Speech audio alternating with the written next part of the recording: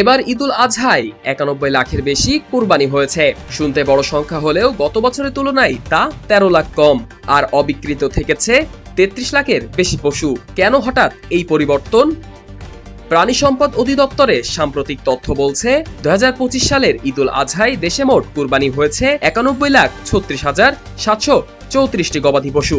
এর মধ্যে গরু ও মহিষ ছিল ৪৭ লাখের বেশি, আর ছাগল ও ভেড়ার সংখ্যা ৪৪,৩০,০০০-এর মতো। কিন্তু এই সংখ্যাটা গত বছরের তুলনায় প্রায় ১৩ লাখ কম। ২০২৪ সালে কোরবানির পশুর সংখ্যা ছিল ১,০৪,০০,০০০। এই বছর অবিকৃত থেকেছে ৩৩,১০,০০০ পশু, যা নিয়ে উঠেছে প্রশ্ন।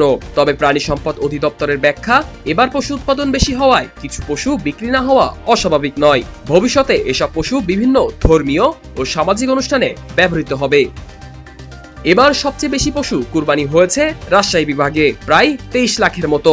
এরপর হয়েছে ঢাকা বিভাগ, যেখানে কুরবানি হয়েছে ২১,৮৫,০০০-এর বেশি, এবং সবচেয়ে কম কোরবানি হয়েছে সিলেট বিভাগে, মাত্র ৩,১৯,০০০।